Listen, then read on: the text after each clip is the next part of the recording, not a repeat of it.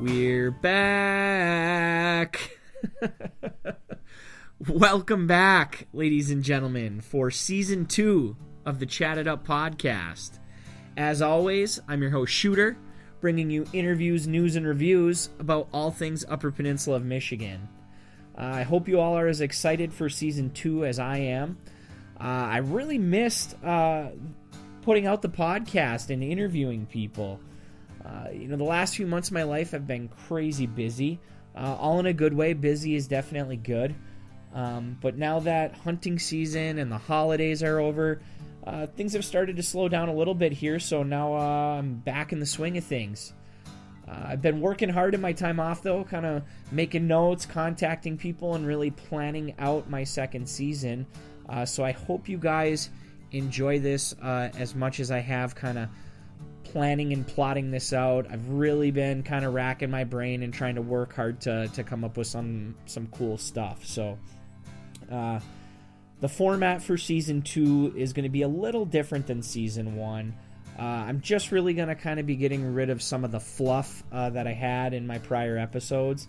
Not that it was a bad thing, but I really want Season 2 to just focus on the people that I'm interviewing and their stories.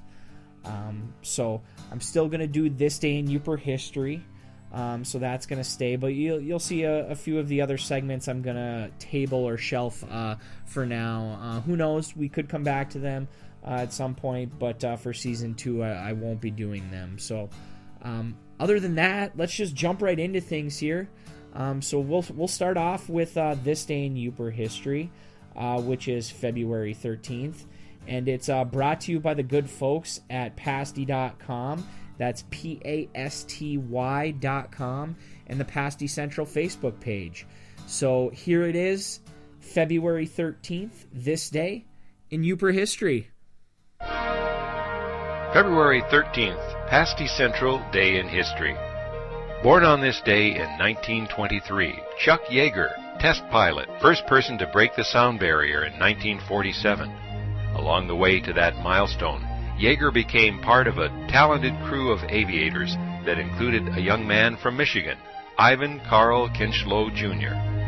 Kinchlow went on to become one of the Korean War's ace pilots, earning the Silver Star and Distinguished Flying Cross in 1952. As a test pilot, this native of Michigan became the first to fly above an altitude of 100,000 feet, earning him the nickname of America's #1 spaceman. After his death in a test flight crash in 1958, Kinchlow Air Force Base in Chippewa County in the eastern UP was renamed in his honor. Pasty Central Day in History, February 13th. All right, another big thank you to the folks over at pasty.com and the Pasty Central Facebook page for making that segment possible. Now it's time to jump into our interview here for our big Season 2 kickoff, and it's with Mr. Eric Hiatt. Eric is the Chief of Competition for the Kiwanis Ski Club, and before I go any further, I know some of you are probably thinking, well, in Season 1 you interviewed Nick Blodgett, and he's the president of the Kiwanis Ski Club, so why are you going back to basically the same story? But I can assure you this is not the same story. My interview with Nick from Season 1, which if you haven't listened to it, I highly recommend you go back and check it out. That interview was all about the ins and outs of the ski club, and really kind of more so the ins and outs of the actual ski tournament itself. Where my interview with Eric here, as you'll hear in a minute, is really his story, which is a very interesting story. From jumping Giant Pine Mountain at a very young age to being a national champ and being on the U.S. ski team. And, I mean, he's now a U.S. Ski Jumping Hall of Famer. And he's one of many kind of local legends from this community that have had storied careers in ski jumping. And it's stories like Eric's and the fact that this is the 81st ski jumping tournament at Pine Mountain that just show how special this event is for this entire community. Honestly, you'd be hard-pressed to find anywhere in North America that's consistently packing in 16, 17, 18,000 people to watch ski jumping the way they do at Pine Mountain. And since joining on with the Kiwanis Ski Club this past year and getting kind of a behind-the-scenes look, there's so many compelling and great stories and awesome things about this ski club and this tournament. And so I'm going to continue to share those things. So enough of me blabbing. I'm going to get out of my own way here. And so without further ado, let's chat it up. All right, ladies and gentlemen, sitting here on the deck at Giant Pine Mountain overlooking the jump here with the snow coming down, kind of a awesome spot to do a podcast interview. I'm here with Mr. Eric Hiatt. Eric, thank you for coming on the podcast. Yeah, great to be here. So you're a hometown guy here from Iron Mountain, and ski jumping is kind of one of those things that's a part of our culture here, but I feel like for most people, it's from the spectator standpoint, where for you growing up, you were actually participating.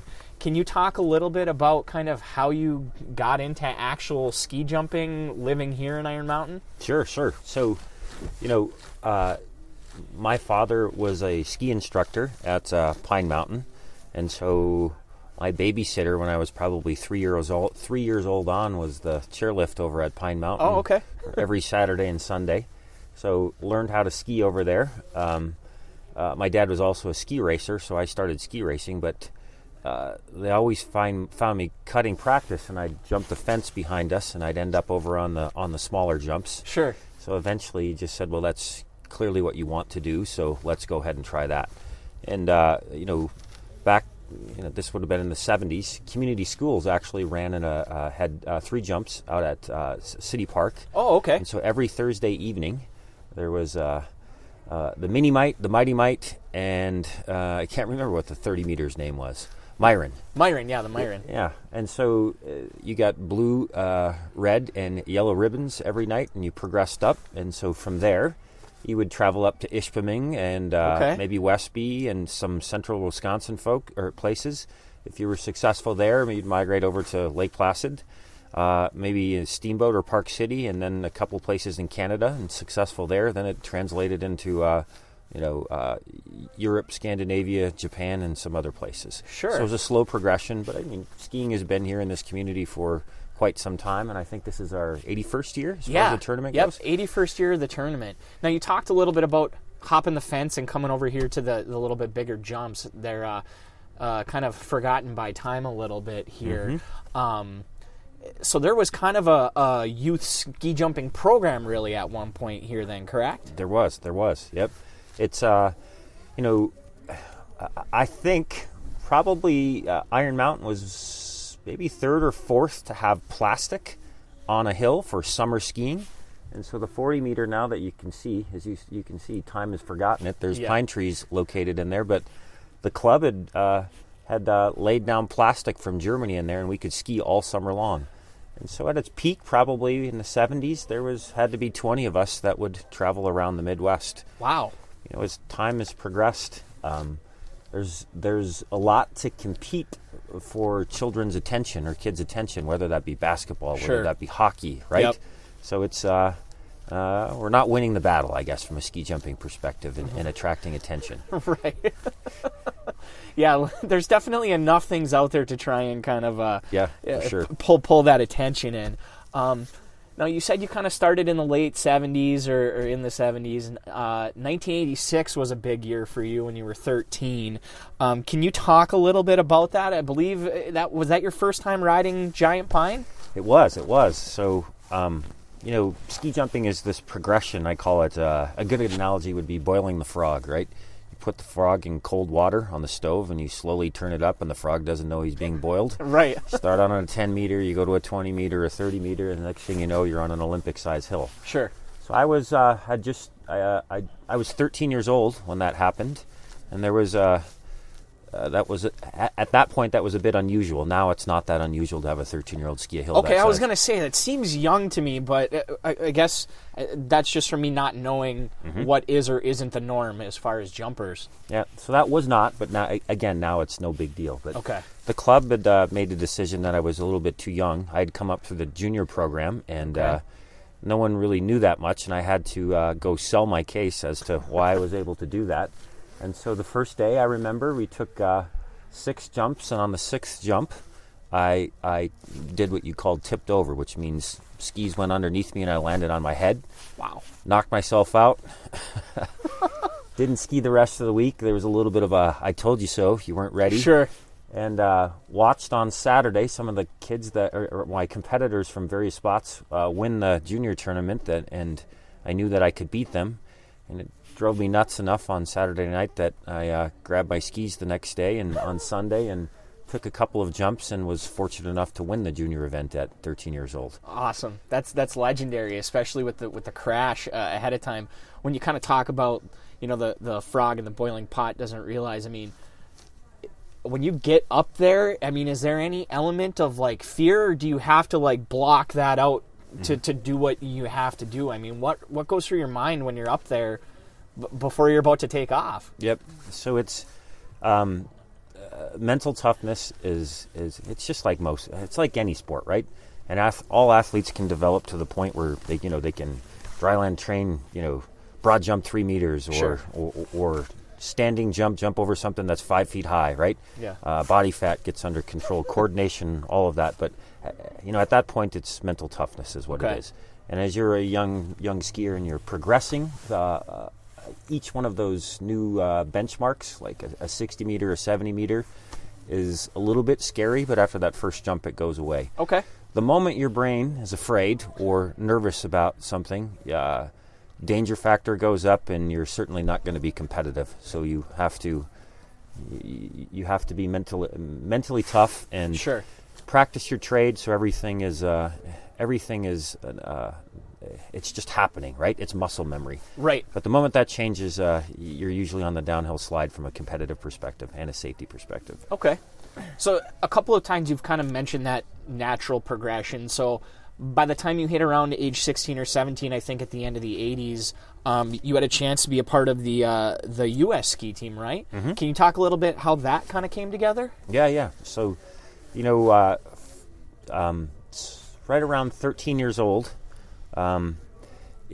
summertime comes along, and you probably get March and a little bit of April off, but then summertime rolls around, and I spent most of my summers from 13 on in Lake Placid, where I'd leave and spend the entire summer there skiing, 12 jumps per day. Sure. And so that's where the U.S. ski team was training. So I wanted to be where the best were.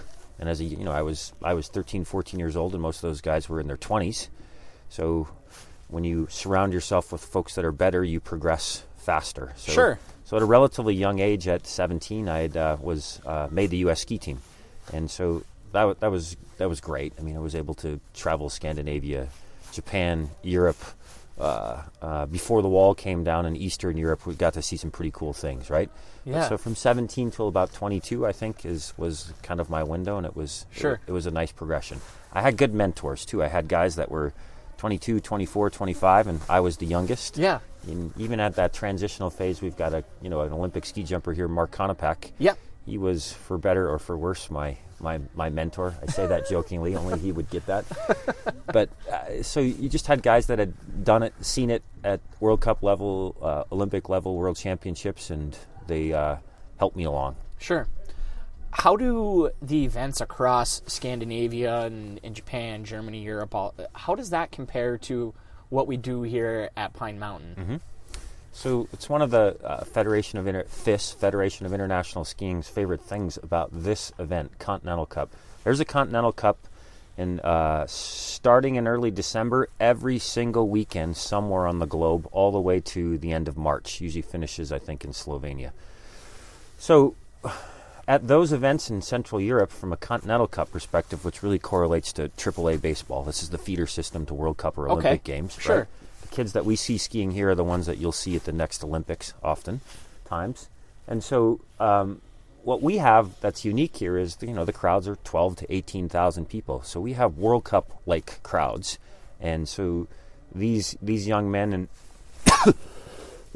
excuse me, these young men and women are not used to seeing those types of crowds. And it is absolutely unique in the Continental Cup Tour that we have, 12 to 18,000 people. Sure. It trains them or it prepares them for what next step will be, right, when they get to the big leagues. Very cool. Now, I know when you say the Continental Cup's kind of like the AAAs, there's other spots around the U.S. That are a part of that system. When you were jumping and like, I know you won in the early 90s, you were like the U.S. national champ. Was that part of like the Continental Cup circuit, or did it look different then? Or I guess what was that like? Was it similar to what it is now? Yeah, it's a great question. So in the 90s, I was there was a lot of transitions that I was in ski jumping during that period of time. But at that time, it was called Europa Cup or Euro Cup. Okay. Right? And so Pine Mountain in the early 90s and late 80s actually was not a Continental Cup or a Euro Cup. We would bring in skiers on the Kiwanis Ski Club's dime from all over the country. Okay. And somewhere around mid-90s is when it transitioned to Continental Cup, right? Okay. So it was same caliber of skiers, but was not as tightly tied into World Cup and Olympics as it is now. Okay. Just a natural progression that happens in sport. You mentioned the Olympics. We've talked a little bit about your national titles, being on the U.S. team. Was there ever a point where you were close to being in the Olympics or on the cusp? Or can you talk a little bit about that experience? Yeah, so that's the ultimate goal. So my two windows were 1992 and 1994, so Albertville and Lillehammer. Yep.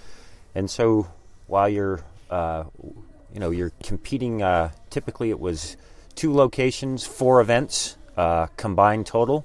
And the U.S.'s quota was 6, so both times I was as close as one could get to going to the Olympics and did not go. So, and it's your 2-week window to either be a closer or not be a closer, and frankly I was given every opportunity. It was completely and totally fair and just didn't get it done when it was time. Sure. It's a little tough to swallow, but makes you a tougher person as you move on in life. Would you say that competing for that and fighting for that and trying to get there, was that kind of your favorite experience of your window, as you call it, or what would you say was really kind of your favorite part of that time when you look back on your ski jumping? Mm-hmm. There was it takes some time removed from it to reflect on those things, and I think there was so many great things that happened, right? Yeah. I mean, I'm a Midwest boy, son of a carpenter, right? Yep. My mom's a nurse, first one to graduate from college in the Hiatt family. And so to be able to see the world like that, right? Sure. Picked up a little bit of German, right, where I couldn't read it, but I could speak it. Oh, okay. The other cool thing was many of my coaches were Olympic champions or world champions or world record holders. Yeah.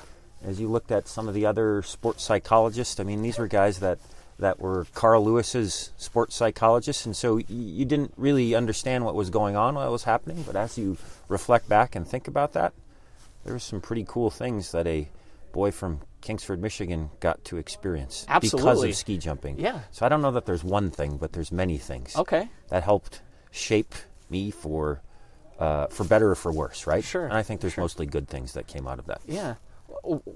What did you find was probably the most difficult part of that process? Was it the training, or was it just the competing, or the travel? I mean, what part of that really was the most difficult to kind of battle through?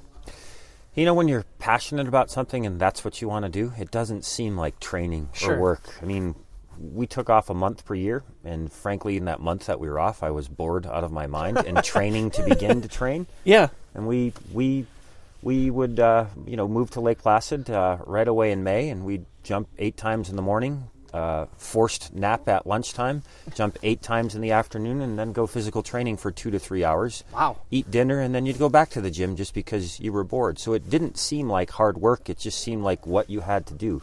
But as you progress along, I remember the U.S. ski team as a whole, Nordic skiers and alpine skiers would typically meet at the start of the season in Vail, and they would bring in motivational speakers. Okay. I remember the moment that Martina Navratilova was there, and if you remember, we had a great alpine skier, Picabo Street, right? She was just dominant. I happened to be sitting next to her. She didn't know who I was. Right. But she was struggling with, do I want to continue? It's not fun anymore, right? Yeah. So all those years where it's just what you do and you wouldn't do anything else, she got to the point where she was struggling, and I was a very young man. And I remember her looking at Martina and saying, so when do you know, if you're not having fun, like when do you know it's time to retire? And Martina locked eyes with her like a hawk because I was sitting close. It almost made me nervous at that moment. And said, when you're not having fun, it's time to walk away. And it wasn't that much longer that Picabo just said, that's it, I'm done. Yeah. That moment stuck with me, and so when it stopped being fun and it started looking and smelling like work in 1994, I raised my hand and said, I know I have my spot next year in 1995, but I'm going to go try and do something else. Sure. The team said they'd hold their spot for me in case I missed it, and I missed the people, but ski jumping had run its course for me. It's definitely a major kudos to you to be able to at least have that foresight. I feel like a lot of people, when you really love something, you try and squeeze it and hang on to it every last drop as far as you can. So to have that foresight to just be like, it's starting to feel like work, it's time for me to move on to the next season of my life, yeah. I think that's great. You mentioned a little bit ago kind of it takes some time being removed from it to kind of look back on everything. Now, in 2011, you were inducted into the U.S. Ski Jumping Hall of Fame. What was that experience like? I mean, if you are basically done around 94, 95, you've had a pretty big window where you were out of the game, so to speak. Mm-hmm. To come back full circle, I mean, what was that experience like for you? Yeah, so, even in 1994, I really stepped away from the sport. It was completely removed? Like you didn't? Yeah, pretty much. Okay. It was painful to miss the Olympics, right? And yeah. That was. So it took a while to heal from that. Sure. I think is maybe the word. Yeah. And I guess it's not uncommon for athletes that have dedicated, a better part of their life. At that point, it was most of my life. Sure. When they leave the sport and, for instance, go to college, you don't know who you are or what it is that you do because you were this other person, right? Sure. So I removed myself and then got back into helping the hill crew. Yeah. Never really, at the jump tier, never really wanted more responsibility than give me a rake and tell me what you want done, or I knew it had to be done, and go work hard and sweat and get to watch a few jumps and then move on. So as the club matured and Butch Wadeen stepped down to from the chief of competition, and I took that role on, you didn't realize how much you were affecting U.S. ski jumping by being chief of the competition for Continental Cup, which was the only one in the States. Yeah. But I guess there's some recognition and understanding that of the community that I was completely and totally oblivious to. So it was a bit of a surprise in 2011 when that happened. Oh, okay. So you were caught off guard with it. Okay. Yeah. Okay. I was heads down trying to accomplish this, plus my work life, and and someone said that, I thought, well, why? I don't understand. And it's an honor, right, as time has gone by, but I'm an addict whitetail hunter. Okay. And I don't know if you know this, but statistically speaking, 80% of all Boone and Crockett bucks are shot in above the 38th parallel from November 3rd to the 12th, and the induction was on the 6th. Oh, no. It takes an act of Congress to get me out of the woods during that period of time. But I did it, and I'm glad I did. So where did they hold the ceremony at? What was it? The first one that they, the Red Wing, Minnesota. Okay. So there's an older hotel there that had it housed. I can't remember the name of the hotel, but had it housed in there. And I think now they've moved it on to a different location within Red Wing. But pretty cool. Okay, that's good to know. I mean, because I think a lot of people probably listening to this, when they hear anything ski-related, they're thinking the Ski Hall of Fame in Ishpeming. Correct. So it's good to kind of preface that it's separate from that. So I'm glad that you kind of brought up that transition from Butch to you as the chief of competition here. Can you walk me through a little bit kind of what goes into that? I mean, I've only been a part of the ski club for a year, and I know you're a busy guy. Mm-hmm. So can you walk me through a little bit what that's like, or what goes into your job? Sure. So there's trainings and so it's challenging to be a chief of competition, I guess, unless you had the skis on at some point. Sure. Not to say that it can't be done, but there would be some significant mentoring that would have to happen. So, most of in the U.S., I think we have probably 3 or 4 technical delegates, U.S. ones, that can do Continental Cup or World Cup or other things, right? Okay, yeah. So those guys are typically FIS certified judges, technical delegate, right? And they've skied at some point. So those guys are traveling the world. But, Essentially, when the Federation of International Skiing comes on and drops their insurance umbrella over this on Friday morning, Yeah. I have responsibility, and I'm the one where I'd like to say, from a shooting perspective, the red dot's on my forehead. Sure. First job is to keep it fair, first job is to keep it safe, second job is to keep it fair, then you keep it safe, then you keep it safe. And, great show is somewhere, fourth or fifth place in that whole thing. So making sure that the hills certifications, there's critical engineering measurements that have to happen on the landing hill, on the outrun, the jump itself, the track cutting that we did yesterday. Yep. We've got great machinists that have built those things, and literally we're measuring down to the millimeters. Yep. And so all of those things are watched like a hawk, and rightfully so, in the spirit of safety.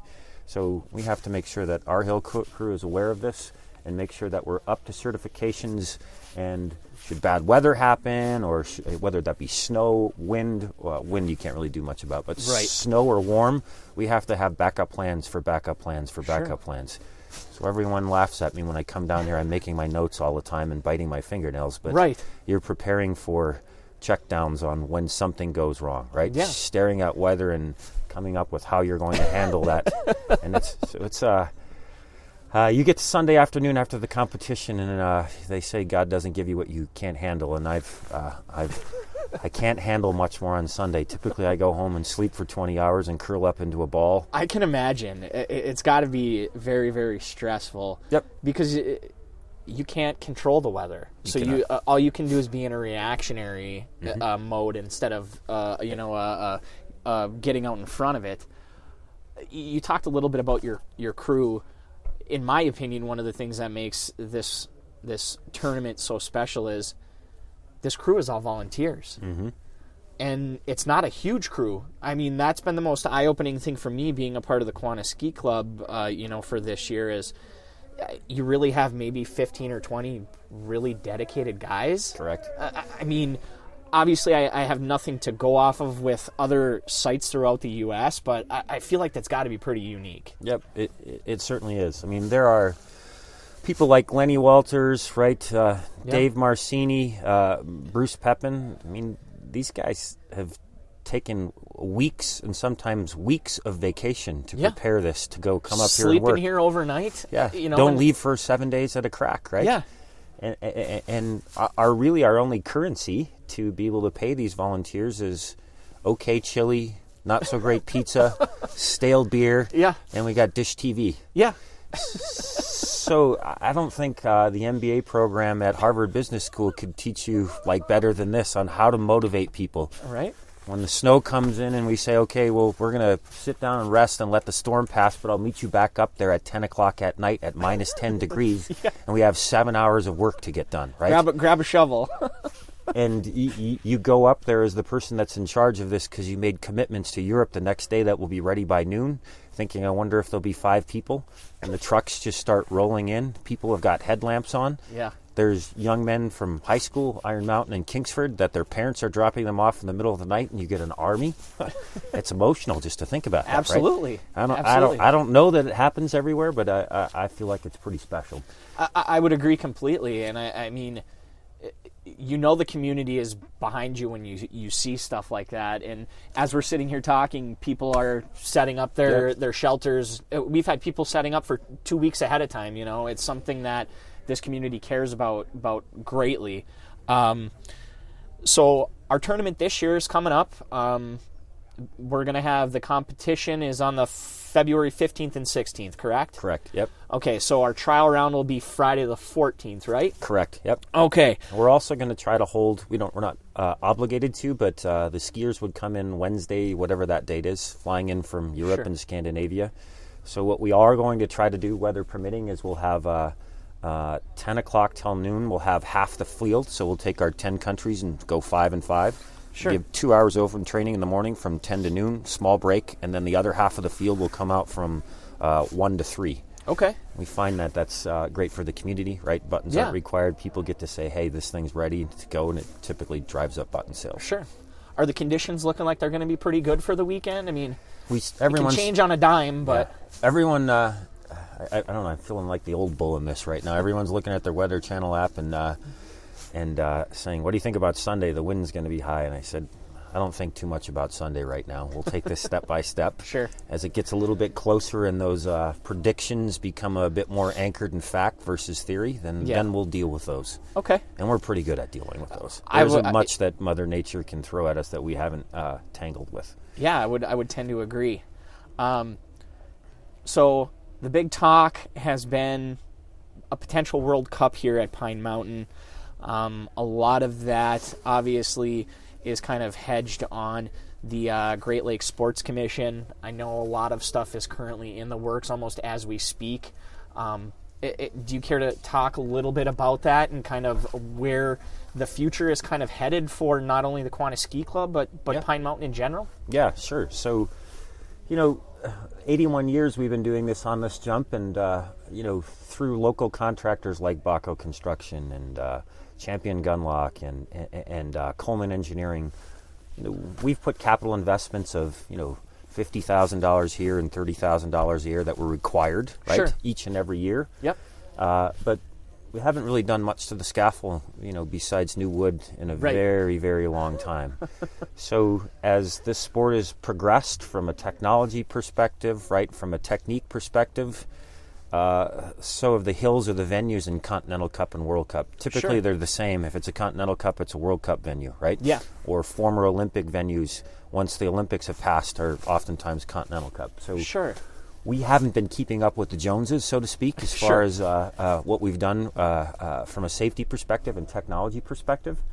So in conjunction with the Great Lakes Sports Commission and the great state of Michigan, we are very, very hopeful that we'll get to yes as far as a significant investment in that. So what does that mean? That means all the wood would come off of the hill. We would build a parallel tower off of the backside of this. Okay. That will have the ability to receive an elevator shaft at a future date. And on top of that, we'll have a pretty significant, we'll call warming hut, which then can also be used for catering and events and things of that nature. And then we've got a contractor out of Slovenia called Top Track. That will come in and install about a $1.2 million track system on this. Okay. So we'll no longer have 20 guys up there on Friday and Saturday with watering trucks and loaders and all kinds of crazy stuff. It'll be push the button, ice comes over the top of the porcelain, and it's an absolutely perfect track that we can ski at 70 degrees temperature or 0 degrees temperature.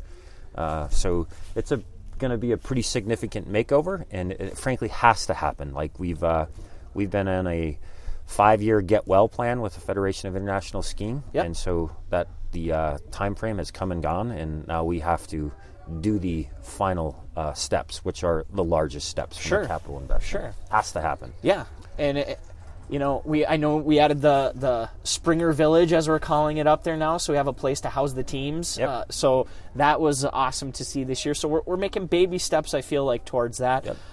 One of the things that I think is just great is that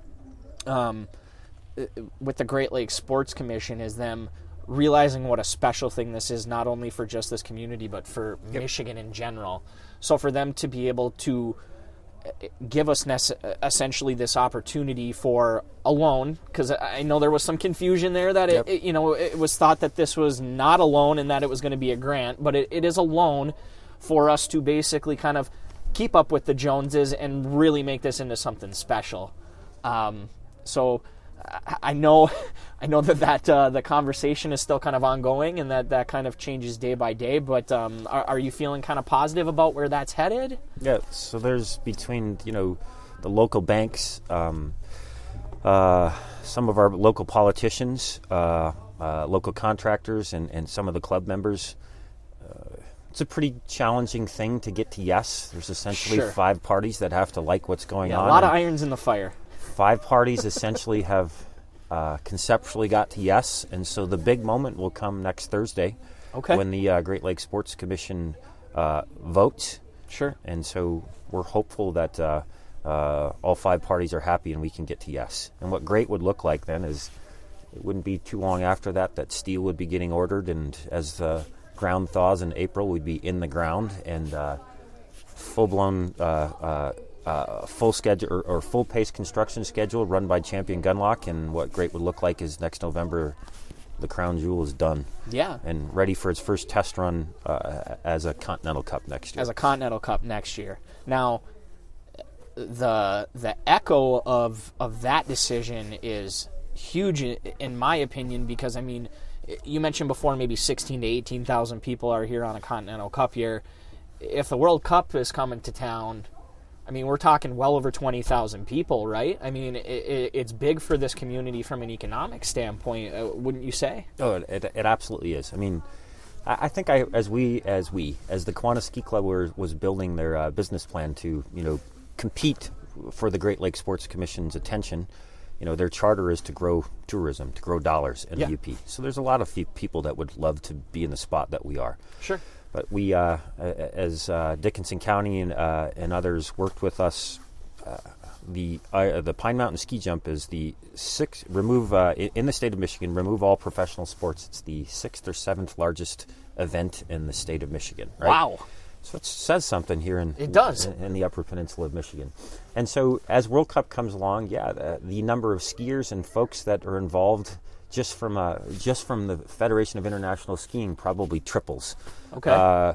Eurosport, which is essentially Central Europe's ESPN, is fully involved in this. Wow. ESPN last time was here, and I'm sure there'll be likely some national TV here. Sure. And certainly now it creates global attention. So what the number goes up to, I don't know, but I think it's safe to say it's north of 20,000 people. Yeah, absolutely.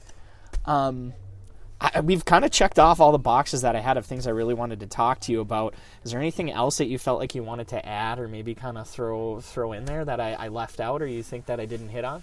No, I think great questions, great homework. Okay. So I enjoyed it. My one final question then that I ask everybody that comes on the podcast is, how do you like your pasty? Do you like it with ketchup or some gravy on it, or do you like it plain, or how do you like your pasty? I like no rutabagas. No rutabagas, okay. I like it just a little bit crispy. Velveeta cheese, which is totally unhealthy for you, and a lot of ketchup. Okay. Yep. That's the first I've gotten Velveeta cheese. I've gotten some crazy answers you wouldn't Cut believe. it down the middle, fold it back over there, and let it melt, and then you cut it up and make it a big mess and put ketchup all over the top of it. Okay, well, that's a very unique answer. So, Eric, again, I really appreciate you sitting down with me here, especially out in the elements with the snow coming down here. But this has been a really great chat, so thank you. Appreciate the time. Thanks. Okay, I just want to give another big thank you to Eric for taking the time to sit down with me just a few days before the tournament, where I'm sure he's probably at his busiest. Again, I just really appreciate him clearing his schedule a bit for 30 or 40 minutes to sit down and shoot the breeze with me. Now, normally this part of the podcast is when I would give you my big takeaways. Not going to do that for this season, so you know what? I'd actually like to hear your big takeaways from the podcast. So you can drop me a line at chatituppod@gmail.com or head over to the Chat It Up Podcast Facebook page, Twitter, Instagram, slide into my DMs, whatever you want to do. I want to hear your big takeaways. I want to hear your feedback. So drop me a line. Let me know what you think, and let's get a conversation going. And also, most importantly, if you could, please subscribe, rate, leave me a review wherever it is that you're listening to this podcast. Once again, I want to thank all of my loyal listeners for sticking with me. I'm super stoked for season 2 here, and I'm going to keep pumping out these episodes bi-weekly the way I always have.